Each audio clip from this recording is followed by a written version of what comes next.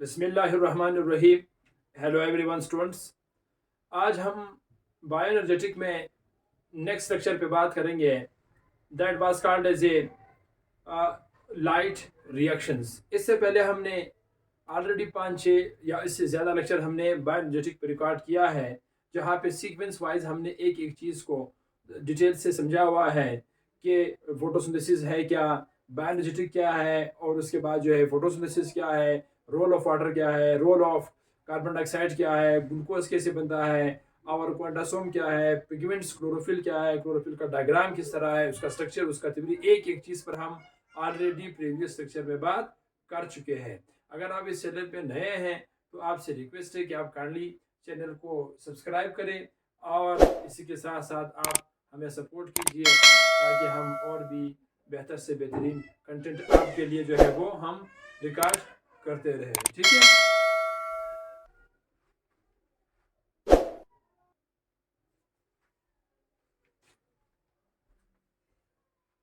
तो हम आज बात करेंगे स्टूडेंट्स लाइट रिएक्शन के ऊपर। देखिए स्टूडेंट्स, हमने इससे पहले फोटोसिंथेसिस समझा है।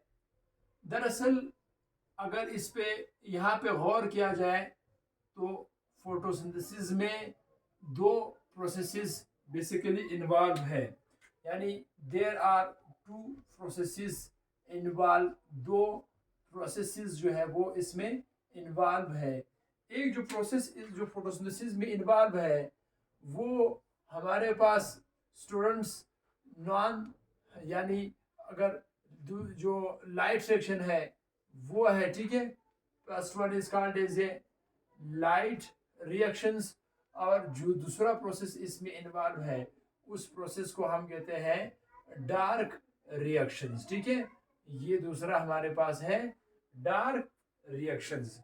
जो लाइट रिएक्शन है इसको हम लाइट डिपेंडेंट रिएक्शन के नाम से भी पुकारते हैं, लाइट डिपेंडेंट रिएक्शंस के नाम से भी पुकारते हैं। और बाज बुक्स में इसके लिए हिल्स रिएक्शन का लफ्ज भी यूज किया गया है। जो डार्क रिएक्शन है ये इसको जो है वो मेल्विन केल्विन साइकिल भी कहा जाता है। ठीक है, that is called as a Melvin cycle भी कहा जाता है। और ठीक है, इसको जो है वो यानी केल्विन साइकिल भी इसको जो है वो कहा जाता है। और जो डार्क रिएक्शन है ये लाइट इंडिपेंडेंट रिएक्शन होता है। ठीक है, that was called as a light independent reactions. ठीक है, ये लाइट इंडिपेंडेंट रिएक्शन है। आज हमने स्टूडेंट खास करके बात करना है लाइट रिएक्शन के ऊपर। अब let's we start from the light reaction से हम शुरू करते हैं। देखिए जो लाइट रिएक्शन है, जो लाइट रिएक्शंस है ये फिर बेसिकली इसमें फिर दो मजीद और प्रोसेसेस है। एक को हम कहते हैं साइक्लिक, ठीक है, पहला हमारे पास है नॉन साइक्लिक, साइक्लिक फोटोफॉस्फोराइलेशंस, फोटोफॉस्फोराइलेशंस, एक इसमें नॉन साइक्लिक फोटोफॉस्फोराइलेशन है।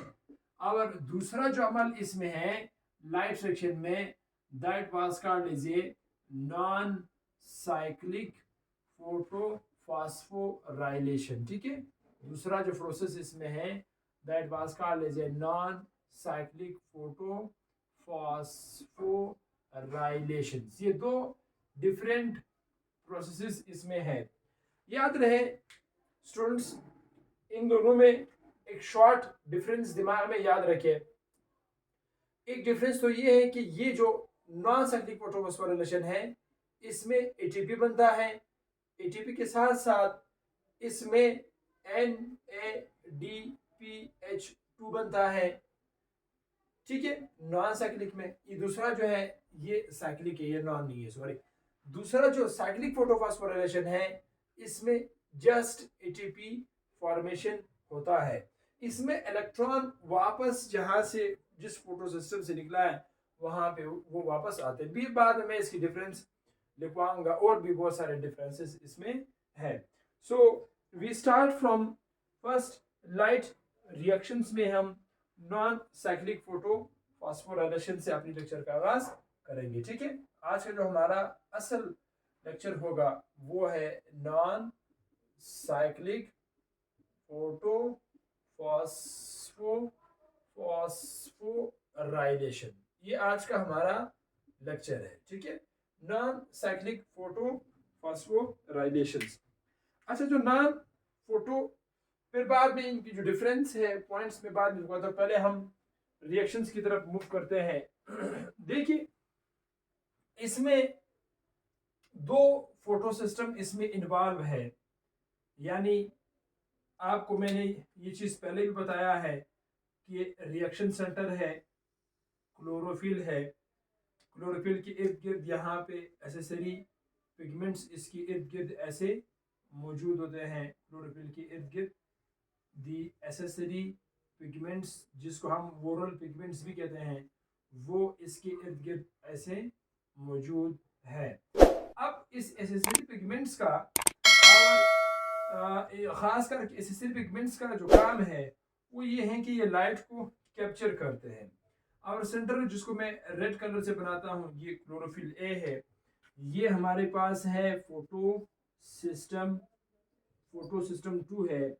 इस फोटो सिस्टम 2 के अंदर ये सलाहियत है कि ये तकरीबन हमारे पास जो है 680 नैनोमीटर लाइट जो है, 680 नैनोमीटर लाइट को ये एब्जॉर्ब करता है। अब इस तरफ जो है, मैं इस दूसरे तरफ प्यारे स्टूडेंट्स यहाँ पे दूसरा फोटो सिस्टम ऐसे बनवाता हूँ। ठीक है, that was called as a second photo systems, जो इसके साइड पर मौजूद है। ठीक है, ये हमारे पास दूसरा फोटो सिस्टम है। अब इस फोटो सिस्टम में यहाँ पे इसका भी यही काम है जैसे पहले फोटो सिस्टम 2 का वर्क है। इसका भी बिल्कुल सेम यही फंक्शन है कि ये लाइट को एब्जॉर्ब करता है। Here also chlorophyll a reaction centre मौजूद है, तो ये हमारे पास वहाँ फोटो सिस्टम 1 हुआ, जो कि 700 नैनोमीटर लाइट को ये एब्जॉर्ब करता है। मैंने प्रीवियस लेक्चर में फोटो सिस्टम 1 और फोटो सिस्टम 2, इस पर ऑलरेडी मैं प्रीवियस लेक्चर में आप लोगों को मैं ये चीज़ बता चुका हूँ, यानी इस पर मैं ऑलरेडी लेक्चर रिकॉर्ड कर चुका हूँ। जो नए कमांडोज हैं, जो नए चैंपियंस हैं, उनसे ये रिक्वेस्ट है कि आप इस चैनल को सब्सक्राइब कर दें, बेल आइकन को प्रेस कर दें, ताकि हमारी हर वीडियो आप तक जो है वो मौसूल होती रहे। अब ज़रा हम मूव करते हैं। देखिए, मैंने आप लोगों को प्रीवियस लेक्चर में भी ये बताया है, यहाँ से ये रहा सनलाइट की डायरेक्ट हीट, यहाँ पे सोलर रेडिएशन जो है वो आकर के इस फोटो सिस्टम पे लगता है, यानी यहाँ से सूरज की जो रोशनी है जिसको हम फोटोन कहते हैं, वो फोटोन आके इसके ऊपर ऐसे गिरता है। जैसे इसके ऊपर गिर जाते हैं, गिरने के बाद यहाँ ये इसको क्या करते हैं, ये इस फोटोन को रिसीव करते हैं। रिसीव करने के बाद फिर इसको टूवर्ड्स द रिएक्शन सेंटर भेजते हैं, ये इसके पास, फिर इसको सीधा इसके पास भेजते हैं, ये इसके पास। यानी एसेसरी पिगमेंट्स का काम ये कि रिएक्शन सेंटर की तरफ जो है वो फोटॉन्स को भेजना।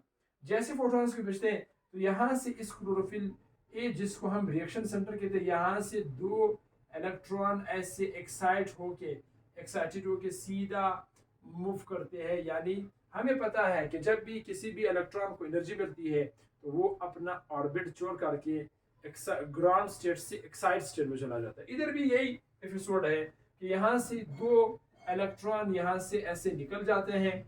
जैसे निकल जाते हैं तो सबसे पहले PeA जो है, मैंने पहले हमारे पास जो है जो प्रीवियस लेक्चर में मैंने आप लोगों को PeA बताया है। फिर मैं यहाँ पे इसकी फुल फॉर्म लिखता हूँ। PeA जो है वो दरअसल प्राइमरी इलेक्ट्रॉन एक्सेप्टर इसको हम कहते हैं। ठीक है, that is called as a primary electron acceptor. ये सबसे पहले वो इलेक्ट्रॉन जिन्होंने अपना ऑर्बिट छोड़ करके जो है वो एक्साइट हुए थे, उसको ये जो है वो रिसीव करता है। That was called as a PEA. PEA के बाद फिर यहाँ से ऐसी चेन बना हुआ है। पीईए के बाद फिर यहाँ पे इलेक्ट्रॉन का एक इलेक्ट्रॉन ट्रांसपोर्ट का चेन बना हुआ है। ठीक है, यहाँ से मैं ज़रा इसको ऐसे यू बनाता हूँ, ठीक है, ताकि हमें समझने में आसानी हो। ठीक है, that was called as a, ये फिर दूसरा ऐसा बना हुआ है। ठीक है, यहाँ जो पहला वाला है that was called as a PC. फिर उसके बाद नेक्स्ट है। ठीक है, फिर एक और इस तरह है। ठीक है, तो पहला वाला हमारे पास जो है that was called as a P cube. पहला हमारे पास है पी क्यूब। पी क्यूब कहते हैं प्लास्टोक्वाइनिन कहते हैं। ठीक है, पी क्यूब का जो फुल फॉर्म है that was called as a plastoquinone कहते हैं। प्लास्टोक्वाइनोन के बाद जो है फिर हमारे पास जो है दूसरा आते हैं जिसको हम CYB लिखते हैं। ठीक है, साइटोक्रोम B6 है। ठीक है, CYT जो है, ठीक है, CYT जो है इसकी जो फुल फॉर्म है दैट वाज कॉल्ड CYT जो है इसका जो फुल फॉर्म है that is called as cytochrome complex कहते हैं इसको। ठीक है, क्रोम कॉम्प्लेक्स इसका नाम है। साइटोक्रोम कॉम्प्लेक्स के बाद जो है फिर एक और आते हैं जिसको हम लिखते हैं CYTF है। ठीक है, साइटोक्रोम F है। साइटोक्रोम F के बाद फिर फाइनली एक और चेन आता है। ठीक है, एक और चेन आता है, उस चेन को हम जो है PC कहते हैं। ठीक है, that was called as a PC कहते हैं प्लास्टोसाइनिन को। ठीक है, मैं यहाँ इसको भी मेंशन करता हूँ that is called as a PC दरअसल क्या है, प्लास्टोसाइनिन। अब ये जो हमारे पास है वो ये इलेक्ट्रॉन ट्रांसपोर्ट चेन है। अब शुरू से आप लोग सारे बातें गौर सुनो। सबसे पहले ये जो सनलाइट है, ये सनलाइट डायरेक्ट इस क्लोरोफिल पर यानी इस ओरल पिगमेंट में पड़ता है। ओरल पिगमेंट से ये सन की जो एनर्जी है, जिसको जो एनर्जी जो पैकेट्स के रूप में जिसको हम फोटोन कहते हैं, उस फोटोन को रिएक्शन सेंटर एब्जॉर्ब करता है। जैसे ही उसको एब्जॉर्ब करते हैं तो यहाँ से 2 इलेक्ट्रॉन एक्साइट हो जाते हैं। ठीक है, यहाँ से 2 इलेक्ट्रॉन जो है वो इधर से क्या हो गए, एक्साइट हो गए। ये इलेक्ट्रॉन यहाँ से सीधा जाते हैं। सबसे पहले प्राइमरी इलेक्ट्रॉन एक्सेप्टर इसको एक्सेप्ट करता है। जैसे ही उसको एक्सेप्ट कर लेता है फिर ये इलेक्ट्रॉन प्राइमरी से सीधा मूव करके सीधा प्लास्टोक्वानिन के पास आते हैं। प्लास्टोक्वानिन से ये फिर सीधा मूव करके साइटोक्रोम B कॉम्प्लेक्स के पास जाते हैं।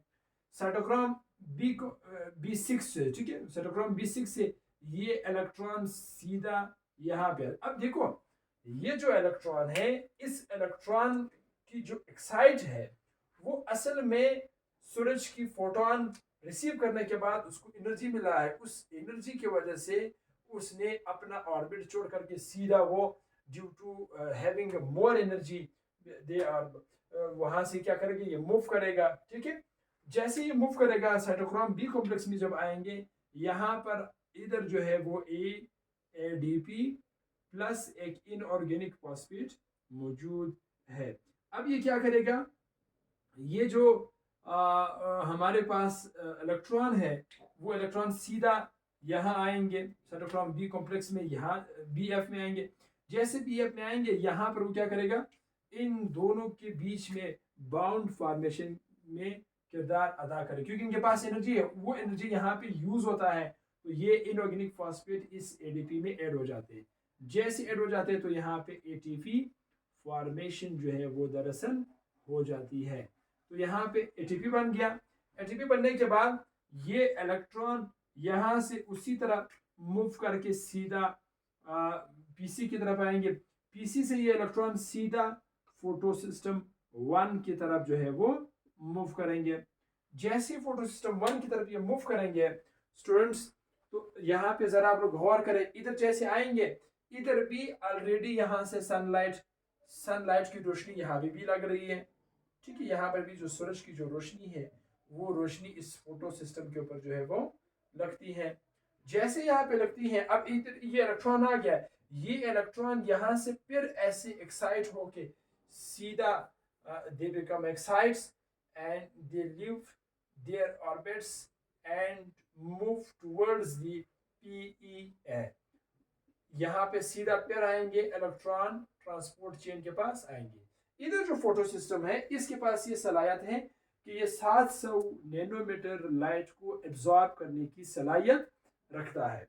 इस वजह से यहाँ पर जैसे वो इतनी लाइट को एब्जॉर्ब करता है तो यहाँ से, अब मैंने ये चीज़ आपको बताया है कि कैसे लाइट एब्जॉर्ब होती है, प्रीवियस सेक्शन में सारा कुछ मैंने बताया है। तो ये इलेक्ट्रॉन, इन इलेक्ट्रॉन के पास जो एनर्जी खत्म हुआ था यहाँ पे ATP बनाने में जो यूज हुए थे, इधर से जब वो यहाँ आते हैं इधर से फिर उन्हें एनर्जी मिलती है। जो ही उन्हें एनर्जी मिल जाती है, एनर्जी मिलने के बाद ये अपना ऑर्बिट फिर छोड़ करके सीधा मूव करते हैं PEA के पास। फिर PEA के पास यहाँ पे फिर FD है, ठीक है। यहाँ से फिर क्या है, FD है जिसको हम फेरोडोक्सिन कहते हैं, ठीक है। हेयर FD जो है दरअसल इसको हम जो है वो FD इज की जो फुल फॉर्म है that was called as a ferredoxin, ठीक है। फेरोडोक्सिन इसको हम कहते हैं, ठीक है, फेरोडोक्सिन। अब फेरोडोक्सिन के बाद जो है, ठीक है, फेरोडोक्सिन जो है, अब इस फेरोडोक्सिन के पास जो है वो यहाँ पर दे आर हैविंग NADP, ठीक है, NADP यहाँ पर मौजूद है। और इधर एक एंजाइम भी मौजूद है, रिडक्टेज एंजाइम्स भी यहाँ पर मौजूद है। तो ये इलेक्ट्रॉन यहाँ सीधा PEA के पास आएंगे, PEA इस इलेक्ट्रॉन को सीधा आगे की तरफ जो है वो भेज देंगे, ठीक है, यानी इस फेरोडोक्सिन के पास भेजेंगे। जो ही फेरोडोक्सिन के पास ये इलेक्ट्रॉन को भेजते हैं, इलेक्ट्रॉन को भेजने के बाद इधर से होता क्या है कि यहाँ पर इधर वहाँ वाटर जो है, इधर फोटोलाइसिस का अमल साथ में होता है। फोटोलाइसिस में क्या होते हैं, ये जो वाटर है ये टूट जाते हैं, इससे 2 इलेक्ट्रॉन रिलीज हो जाते हैं, 2 इलेक्ट्रॉन के साथ साथ 2 हाइड्रोजन इससे रिलीज हो जाते हैं, साथ में +1/2 जो है वो oxygen as a by product release हो जाते हैं। अब ये जो 2 इलेक्ट्रॉन है, ये 2 इलेक्ट्रॉन स्टूडेंट्स, यहां से जो इलेक्ट्रॉन निकला था वो दोबारा वापस नहीं आया है। तो इधर तो इलेक्ट्रॉन की जरूरत है, ये इलेक्ट्रॉन पानी की टूट जाना जो जिसको हम फोटोलाइसिस कहते हैं, ये इलेक्ट्रॉन टुवर्ड्स द क्लोरोफिल की तरफ ये मूव करेंगे, ठीक है, दैट ये सीधा यहाँ इस तरफ आएंगे। और साथ में ये जो यहाँ पे जो 2 हाइड्रोजन है, ये हाइड्रोजन यहाँ से सीधा मैं ऐसे लाइन ड्रा करता हूँ सिर्फ आप लोगों की समझाने के लिए। ये इलेक्ट्रॉन सीधा यहाँ पे आएंगे। जो ही ये इलेक्ट्रॉन यहाँ पर आएंगे, अब ये सॉरी ये 2 हाइड्रोजन जो है, इधर ऑलरेडी हमारे पास 2 इलेक्ट्रॉन मौजूद है, उनके पास ढेर सारा एनर्जी है, तो वो क्या करेंगे, वो इन 2 हाइड्रोजन को इसके साथ क्या करेंगे, ऐसे बाउंड करेंगे, यानी ये 2 हाइड्रोजन अब इसमें जो है वो प्लस करेंगे, क्योंकि इनके पास ऑलरेडी यहाँ पे 2 इलेक्ट्रॉन आ चुका है, तो वो यहाँ से क्या करेंगे, 2 हाइड्रोजन इसमें ऐड करेंगे। जो ही इसमें 2 हाइड्रोजन ऐड होगा तो तब हम इसको लिखते हैं NADPH.H, हम इसको डायरेक्ट आप NADPH2 भी लिख सकते हैं। तो ये दरअसल हम जो है वो बन जाते हैं। सम टाइम इस तरह होते हैं कि हम यहाँ पर 2 हाइड्रोजन तोड़ते हैं, यानी 2 वाटर की मॉलिक्यूल होते हैं, तब हम 4 इलेक्ट्रॉन और 4 हाइड्रोजन गेन करते हैं। तब यहाँ उस सूरत में होगा जब आप यहाँ से 4 इलेक्ट्रॉन जब बैक में होकर निकलेंगे, तो फिर 4 इलेक्ट्रॉन वहां जाएंगे, फिर 4 हाइड्रोजन यहाँ पे आएंगे, तब यहाँ पे एक NADP के अलावा यहाँ पे 2 NADPH2 हमें बनेंगे और ATP भी मिलेंगे। अब यहाँ पर इस पूरी प्रोसेस पे अगर आप गौर करेंगे ना, इस पूरी एपिसोड में अगर आप गौर करेंगे, ठीक है, यहाँ से ये सीधा SU आया, फिर सीधा SU जाते हैं, फिर सीधा ऊपर जाते हैं। इस लाइट सेक्शन को एक और नाम से भी पुकारा जाता है, मैं जरा ये लाइन मिटा रहा हूँ, ठीक है। इस लाइट सेक्शन को जो है वो Z स्कीम भी कहा जाता है। ये देखो बिल्कुल Z की तरह होती है, SU सीधा फिर डायरेक्ट SEU, मैंने थोड़ा सा ज़्यादा टर्न नहीं किया हुआ है, फिर सीधा SEU आते हैं, फिर यू आते हैं। ऑलरेडी यहाँ पे स्टूडेंट्स इनकी इमेजेस भी अवेलेबल है, आप देख सकते हैं कि जेड स्किम किस तरह है। तो लाइट सेक्शन को हम जो है या नॉन साइक्लिक फोटोफॉस्फोरेशन को हम जेड स्किम भी कहते हैं, ठीक है। जेड स्किम भी जो है वो असल में नॉन साइक्लिक फोटोफॉस्फोराइलेशन को कहते हैं। मैं सिर्फ NCP लिखता हूँ, ठीक है, ताकि यहाँ पे इसकी शॉर्ट फॉर्म जो है NCP यानी जो है वो नॉन साइक्लिक फोटोफॉस्फोराइलेशन। अब यहाँ पर कुछ पॉइंट्स आप लोग याद रखें।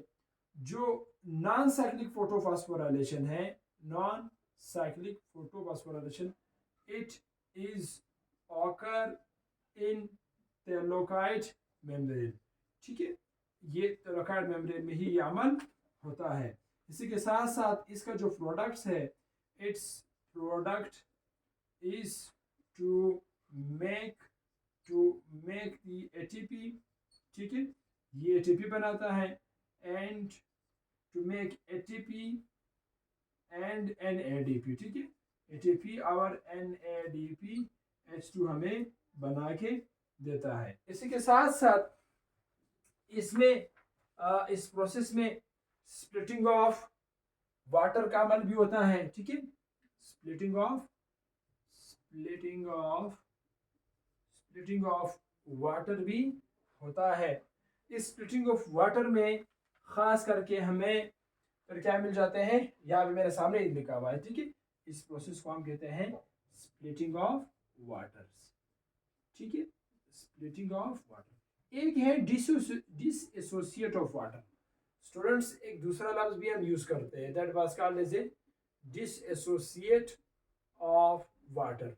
डिसएसोसिएट का मतलब ये कि ये जो वाटर है ना वो इस तरह टूट जाए, ये H2O है, ये टूट जाते हैं H और OH के फॉर्म में। अब इसको कहते हैं डिसएसोसिएट ऑफ वाटर। एक है स्प्लिटिंग। स्प्लिटिंग का मतलब ये कि उससे इलेक्ट्रॉन भी अलग हो जाए, प्रोटॉन भी अलग हो जाए, और साथ में ये जो ऑक्सीजन आपको नजर आ रही है, ये एज अ बाई प्रोडक्ट यहाँ जो है क्या हुआ है, वो रिलीज हुआ है। अब इसी के साथ साथ नेक्स्ट यहाँ पर जो है यहाँ पर जो है जो नेक्स्ट पॉइंट आप लोगों ने याद रखना है, यहाँ पर एक एंजाइम्स भी मौजूद है, उसको हम कहते हैं NADP रिडक्टेज एंजाइम्स, उसको हम कहते हैं, ठीक है। यहाँ पर मौजूद है और ये एंजाइम्स यहाँ पे भी किरदार अदा करते हैं, ठीक है। यहाँ पर खास करके NADPH2 में ये अपना किरदार अदा करते हैं। अब इस पूरे सिस्टम में यहाँ पर दोनों सिस्टम्स इन्वॉल्व है, आपके सामने है, लिखने की जरूरत नहीं, इसमें देयर आर, आप लोग लिख लो, मैं वैसे बताता हूँ। In non cyclic photophosphorylations there are two photo systems are involve, one is photo system 2 and the second is photo system 1, where the photo system 2 is having ability or tendency to absorb 680 nanometer lights, wavelength lights, while in PS1 is having tendency to absorb 700 nanometer wavelength lights, ये इतने lights को absorb करते हैं। Due to this, as the reaction centers means photosystem 1 is absorb the sunlight, then their electron is moved from ground state towards the excited states. As they move toward the excited state, first the primary electron accept the electrons. After accepting the electrons, then these electrons, pair of electrons, move because of they contain an energy to move towards the plastoquinins and then move towards the cytochrome complex, and finally they reach to cytochrome complex where ADP plus inorganic phosphates were present, and these two electron is having a key role to make the bond between ADP and inorganic phosphates. After making the bond, the ATP formation will take place. As ATP takes place, then these electrons move towards the PC. After PC, they move towards the photosystem 2. As they reach to photosystem 2, then again they absorb the 700 nanometer wavelength lights and move towards the PEA, and then finally infrared oxygens chain. The electron is come, and from here this splitting of water is occur, due to which the two hydrogen is move towards the NADP, where these electrons is having ability to make the bond of NADP plus hydrogens. जैसे ही इनके बीच में यहाँ पे bond बन जाती, तब यहाँ पर हमें NADPH जो है वो मिल जाते हैं। ठीक है, तो ये हमारे पास जो है वो लाइट सेक्शन है, और लाइट सेक्शन को ख़ास करके हिल्स और बेंडाल साइंटिस्ट ने ही इस पूरी प्रोसेस को जो है वो एक्सप्लेन किया है।